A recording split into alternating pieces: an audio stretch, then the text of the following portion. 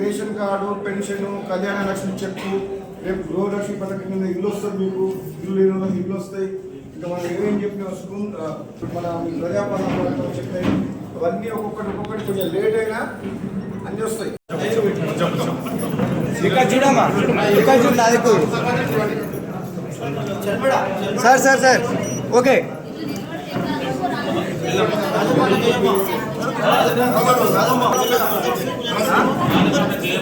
నలుగురు బిడ్డరా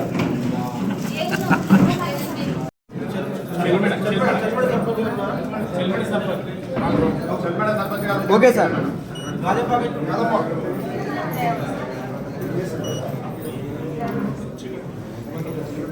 చికెన్ మామిడి